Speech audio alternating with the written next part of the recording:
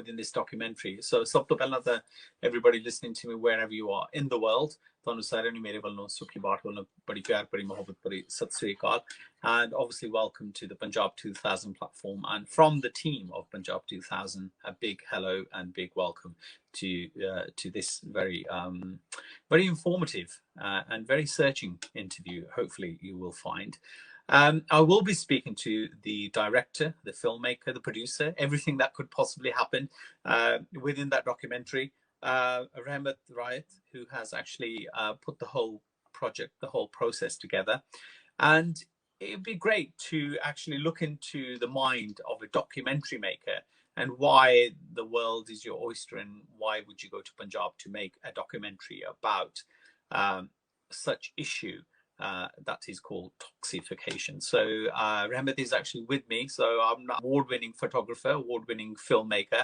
So first things first, Rahemat, welcome to this interview, and thank you very much for choosing this particular platform to share your documentary, which is not live yet, but it's the trailer that we've had, and obviously you're going around promoting it. So big welcome to this interview, and thank you very much for joining us.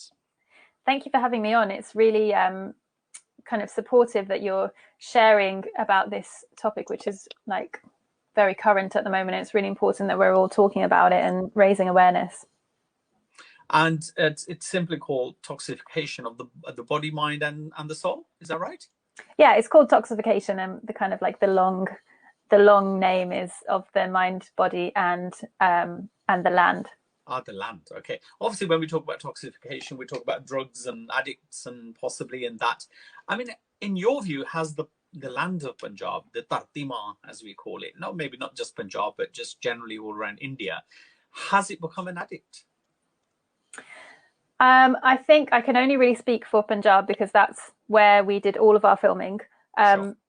So yeah, that's something that a lot of the farmers told us, and that's why we kind of connected the land with the body, with the mind, because we found that as the people were becoming addicted to drugs, also the land was becoming addicted to chemicals, pesticides, all of those agricultural chemicals, which has created this situation where there's a really high number of farmer suicides and you know, that's connected with loans and the stress of having loans which are not possible to pay back. And yeah, it's a really, really difficult situation.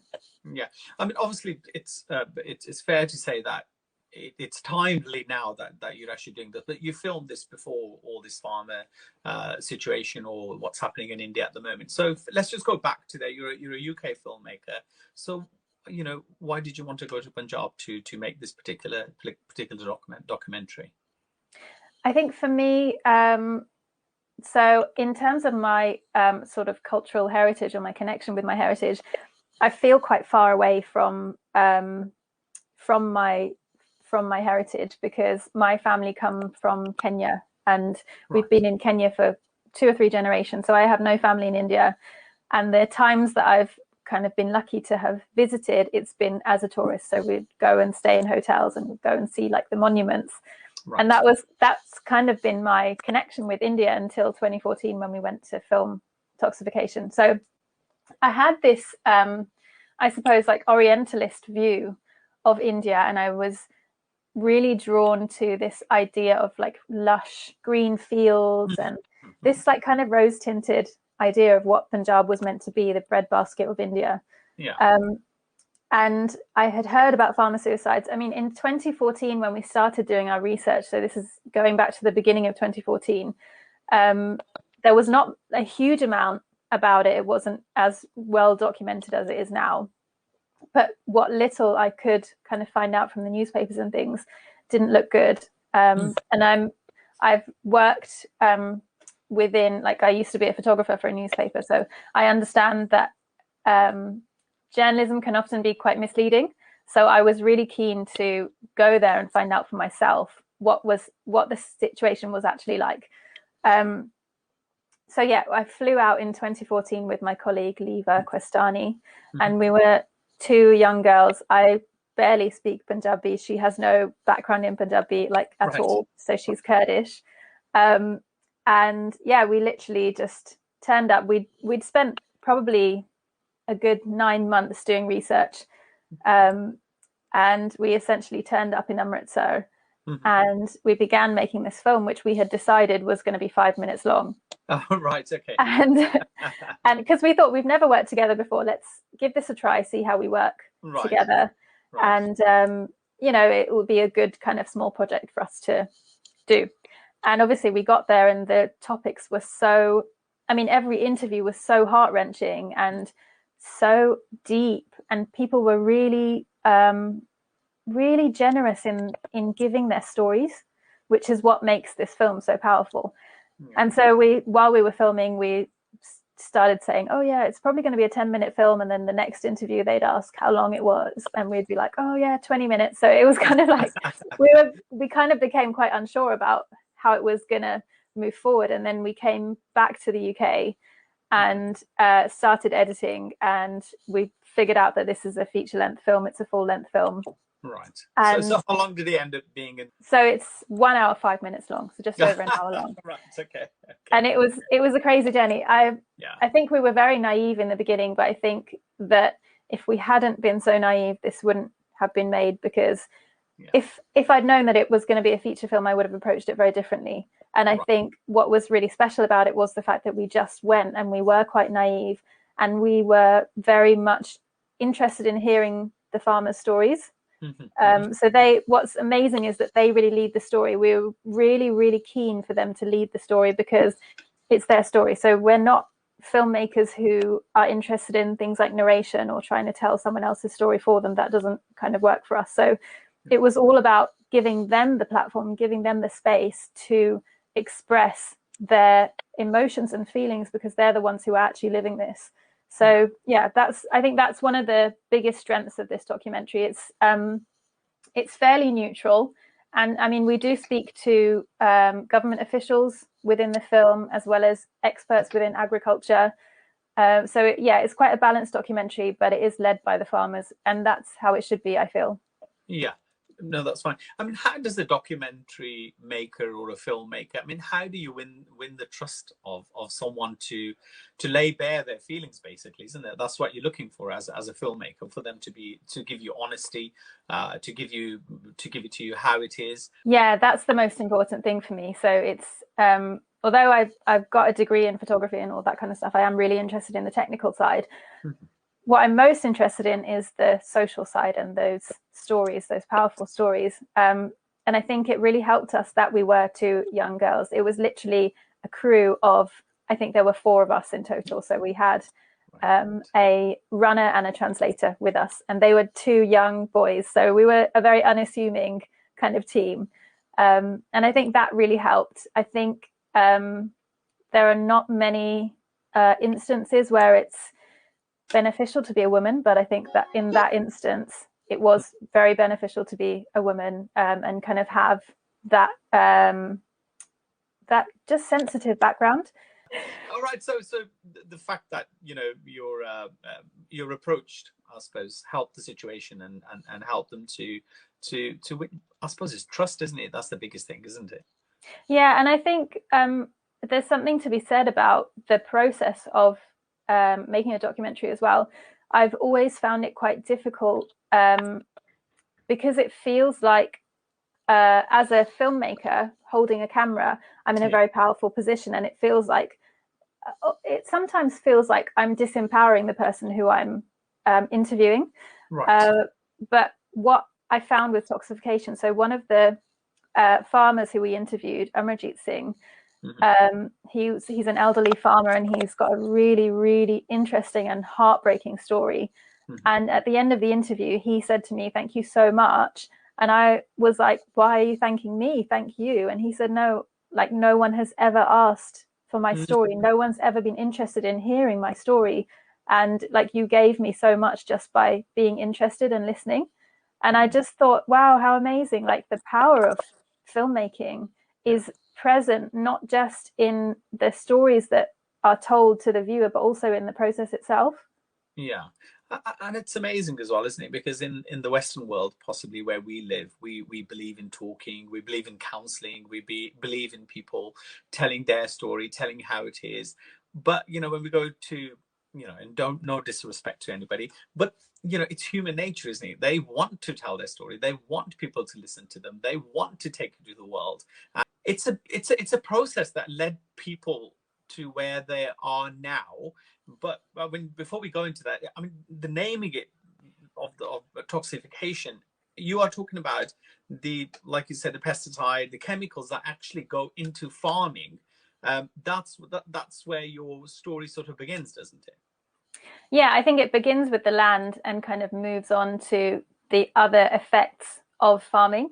Yeah. It's a really, really complex issue, and it really does relate to the agricultural bills which the farmers are currently protesting about, because farmers' livelihood has been a really challenging one for many decades now, ever since really the Green Revolution.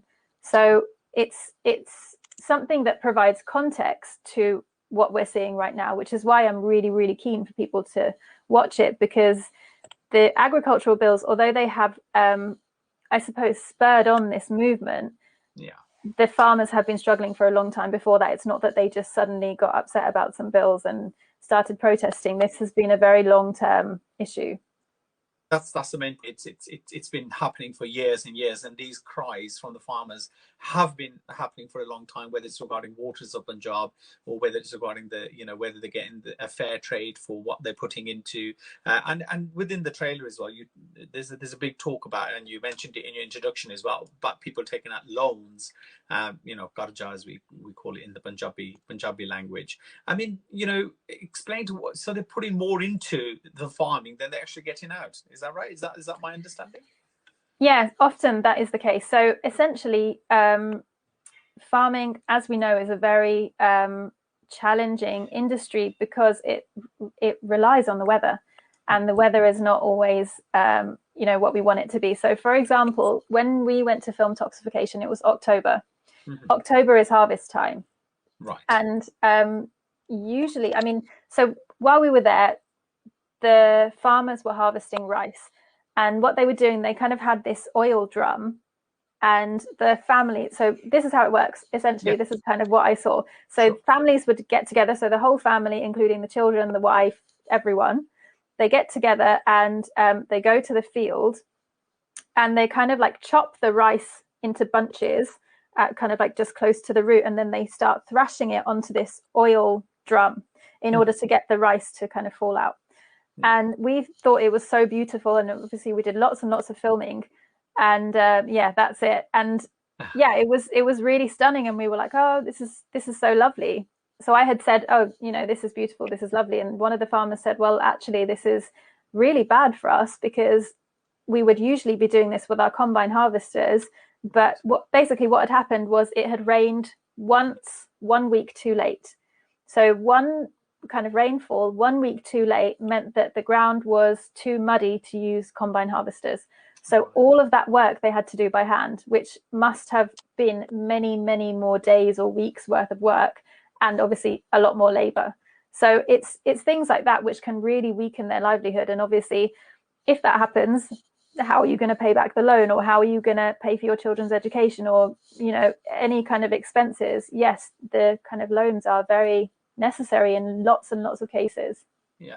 But is there no things like insurance or anything like that against the weather, or they can take out for the fields or anything like that, to say that if this does happen, that they'll be guaranteed some sort of payment coming through? What's really difficult is that so the government has provided a number of subsidies. Firstly, it's very challenging to get a subsidy if you're a small scale farmer with no access to internet, or no phone, or no laptop, or anything like that, because obviously there are forms that need to be filled out. A lot of the farmers that we interviewed were illiterate. They can't fill out forms. Right. And so how are they going to have access to these subsidies? The second thing is farmers, my understanding is that farmers can't take loans from banks because their income is so irregular. So banks won't lend to them. So they will borrow money from a loan shark, essentially, like a rich person in the next village usually. Right. And that's where they get into problems, because none of that is regulated. Awful, isn't it? Awful. And also, I suppose, on the other aspect of looking at it, is farmers just one person who's actually working in the fields, or maybe his son's working with the field, but then he has such a big family to feed as well, whereas here, I go to work, or my wife goes to work, and then, at some point the children will start working. So, that income starts to regulate itself. But for a farmer, that's it really. Everything is, on that one farmer, or the one person cultivating the fields. Yeah, exactly. And I think it will be interesting to see what happens in the next few decades, because all of the farmers that we spoke to, their kind of only objective in life was to get their children educated so that they don't have to be farmers. So literally every single farmer told us that they didn't want their kids to become farmers. So it will be interesting to see what happens in the future. Might become more challenging. The situation might change quite dramatically. I mean, as well as talking about loans and talking about farms and talking about children, in the trailer there's a very heart touching story of a young man who is actually an addict. Tell us a little bit about that story, because that seems such an honest and heartbreaking, heart-wrenching story, where he tells how he was an addict. Yeah, so I won't, like you said, I won't go too much into it, because I don't want to spoil it for anyone who wants to watch it. But it's a really, really interesting story. It's not a unique story by any means. It's a very, very common story. It's one that we saw many, many times during our filming. And essentially, it's the story of a young man who becomes embroiled in drugs. All of his friends are doing it, and all of his family are doing it. So it's something that's readily available and very normal to do within the household. So I think what I really wanted to do with Toxification is I didn't want to demonize these people, because oftentimes it's something that's so natural, and so something that isn't really thought about in the way that we think about it now. It's very easy for us in the West to kind of judge and say, oh, they shouldn't be doing that, whatever. But actually, in their lived experience, it's not that simple. So with all of the characters in Toxification, we try and look at both sides, which is really important for me as a documentary maker. And it's important for you to give a balance, I suppose, in the whole process of documentary making. And as you said at the beginning as well, it's not just the farmer's story that we hear. We hear from the government officials as well. So tell me, I mean, government officials are quite scary to talk to anybody about anything. How did you manage to get them on board? And I think, so firstly, in terms of how we met him, I think that was just a stroke of luck, to be perfectly honest. So we knew someone. I feel like the whole experience of making this film was, I always say that it just fell into our laps, because it really did. Like every person we met, they would have like some amazing and interesting story which was different to all the others. There was one point where we really wanted to meet a certain farmer and we couldn't get hold of him, and literally the next day someone came and picked us up and drove us to him. Like it was like that the whole time, which is I think that sums up India and just how helpful people can be. But in terms of Ranbir Singh, so I think his kind of what he brings to the film is very accurate and very honest. And I think that it kind of helps us as viewers to be able to make up our own minds. I think it is important to hear what they are doing and how they feel about the whole situation, and we can see for ourselves whether they're doing enough, or whether they're supportive or not of the situation. Going on. So I am in conversation with Rahemat Rayatt, who's got a documentary coming out very, very, very soon. So watch this platform. And I mean, is it because the farmer itself is getting greedy, possibly because they're trying to get too many crops out of the field? So is that the reason that they're having to put these chemicals into the field, so you get a better growth, you get a better crop? Is that the reason? So are they also to blame a little bit? I think that's a really good question, and I wonder if it is greedy to want to have a good yield. Do you know what I mean? Like, maybe it is, and maybe it's actually just a human thing to want to kind of be better and do better. But in terms of the chemical issue, it all goes back to the Green Revolution. So essentially, this is just like a very quick summary of the Green Revolution. Essentially, chemicals were introduced which begin in the seed. So now seeds are bought which are already dressed with chemicals. So that's where it starts. Okay. And then chemicals are used throughout the entire growing process, from fertilizers to pesticides, all of that kind of thing. It becomes like a cycle. And obviously then the crops are sold and we eat them. So what's happening now is that there are two main crops which are grown in India or in Punjab, which are wheat and rice. So like you said, before there was sugarcane, there were many other crops, even fruits and vegetables and things like that. And what happens with rice especially is that rice takes a lot of nitrogen from the soil.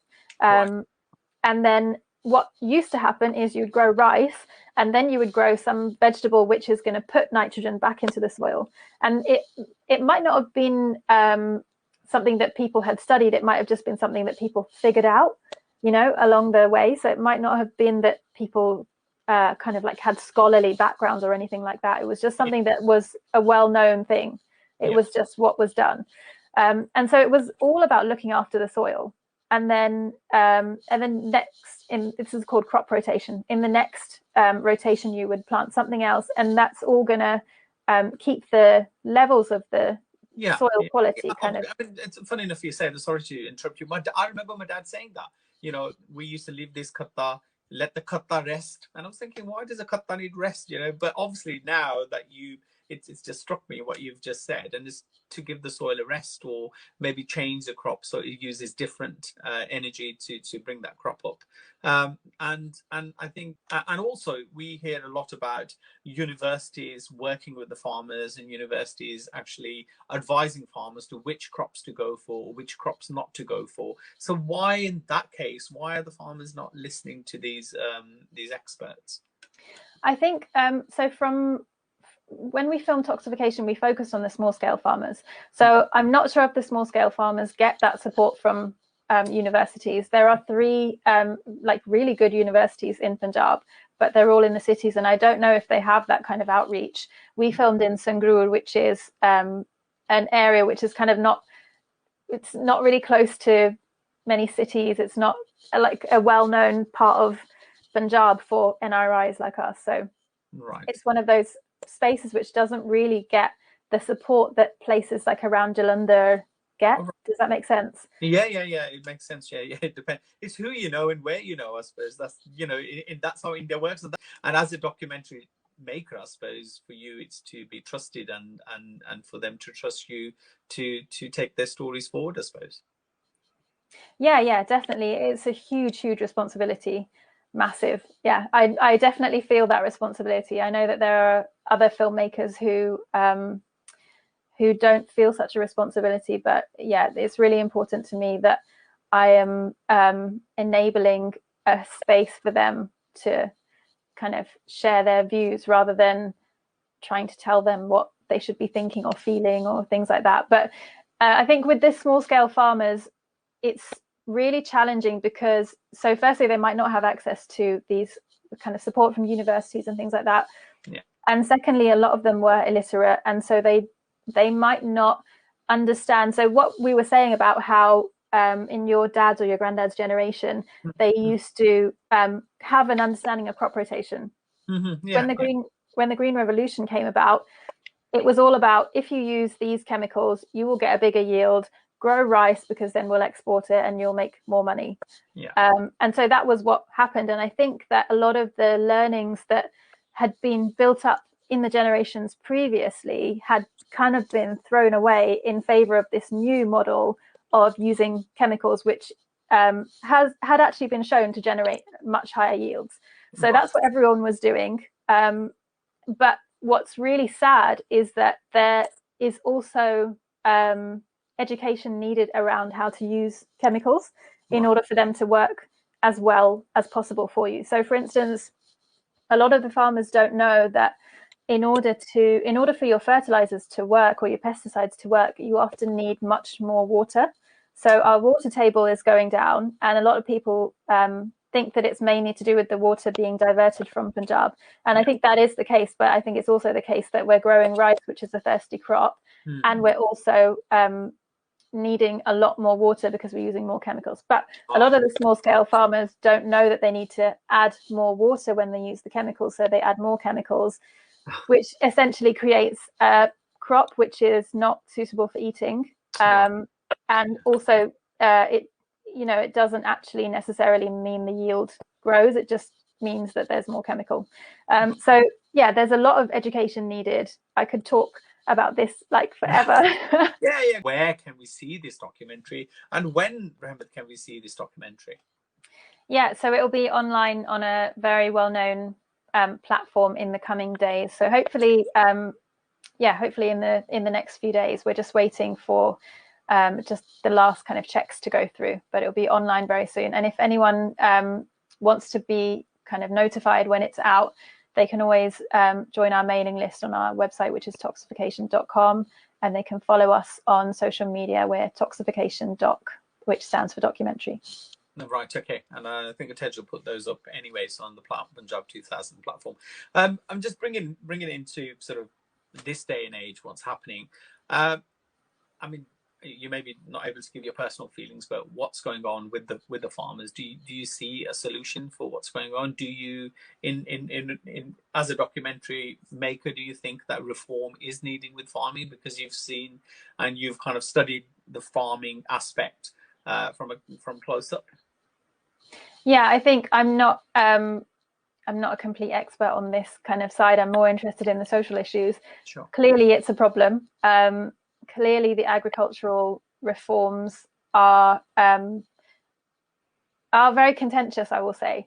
I personally think that they could make small-scale farmers' livelihoods much more challenging. I know that a lot of people don't share that view, but for me, I can't see them being a positive change for the small-scale farmers. The fact that farmers will now be allowed to stockpile their produce, things like that, which are going to weaken small-scale farmers' livelihood. There are lots and lots of solutions to this, which, I mean, we could have like a whole other conversation about that, but just briefly. Maybe we could have that conversation after the documentary. And with that toxification, Rahemat, did you find that there's more illnesses, or more people are getting ill because of the waters have been damaged?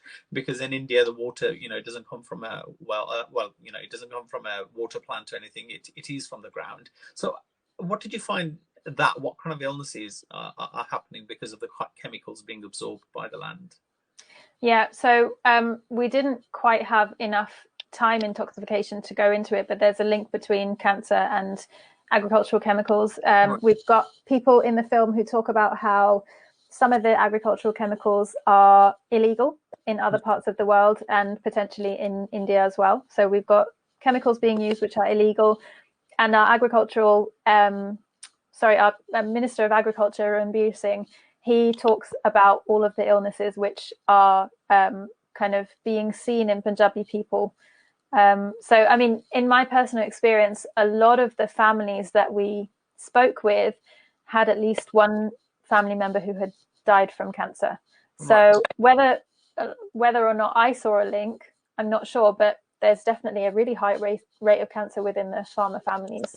Right. Okay. That's really, really interesting. And will you give these findings to somebody somewhere in India, or to see if there's any further investigation can be done, or indeed is there a toxification part 2 coming, or is there something happening, or maybe you will follow? Yeah. So we plan to go back and make a kind of part 2, because obviously these reforms are likely to change farming. As well as kind of what I mentioned before about how the young people are growing up not wanting to go into farming. So it'll be really interesting to see what happens in the next few years. I also just want to mention a survey by Saving Punjab, who you might have heard of. It's called the My Bin survey. And so Gurpreet from Saving Punjab is collating a lot of information. So if you have any friends or family in Punjab, please do share the survey with them. It's on Saving Punjab's website. I mean, as a documentary maker also, I'm interested. How do you decide which bits go in, because you must collect so much footage? Yeah, so we follow a really old school approach when it comes to documentary making. There are a number of different approaches. The one that we followed with Toxification was to first get a real understanding of what we wanted to capture. So we were really, it was really important to us to hear from farmers in different kind of parts of the story. So we made sure that we kind of searched for a farmer, for instance, who was using chemicals on his land. So Right. we kind of searched for that, and we found that. And then obviously, once we found him, there was no more, like, you know, it was just his story from his mouth, and there was no kind of changing of that. But it was important for us to find characters which were going to fill in all of the gaps of the story. Right. And then in terms of the editing, again, we followed a really old school process, which is it's called a paper cut. So essentially, you type out everything that everyone ever says in every part of your kind of filming. So that takes a long time. So you have, wow. yeah, so you have a number of transcripts. So we had like 200 pages of transcripts. Right. And then you literally cut each kind of like sentence out, and you start rearranging them into this film. So that's the old school approach, and that's what we did. And then after that, we spent many months of just editing and refining. I mean, we at the time I was living in a house share in East London, and there it was like a warehouse, and there were like 16 other people living there. It was a bit crazy, but but what we did was we held a screening every evening for all of those residents and their friends. They started bringing friends, so we'd have like 20-30 people in each screening every single evening, and then from there we'd take feedback from them, go back into the edit suite the next day, make some changes, have a screening again. And we did that for months and months, and we really refined it. And I think that's what makes it so strong, is that there's kind of like no second in the film is wasted, because it's so succinct, and it's so every single second has been well thought out. And I have like literally spent so many hours and months and even like years working on this project. I could relay the whole film to you. Wow, that's amazing. I mean, that's brilliant, isn't it? Because that's what Rahemat, thank you very much. Thank you, very kind of you to speak to us, and let just everybody once again know that Toxification will be available on maybe the biggest platforms that possibly can, and although Rahemat doesn't want to name them, I could possibly tell you which possibly could, and fingers crossed that you get it on those platforms, and it will be available in the next few days. That's right, yeah. Yeah. Sow seed and see it grow, and it gives a great amount of joy to see that miracle of nature that is reproducing itself on a daily basis. It is marvelous. The farmer is someone who can be independent, and he can be his own master, actually, on his own land. We have a legacy to leave for the next generation, so it is our duty to work with nature. So thank you for tuning in. So I know you don't speak much Punjabi, but just to say Sat Sri Akal ji. Sat Sri Akal ji. Take care. Bye-bye.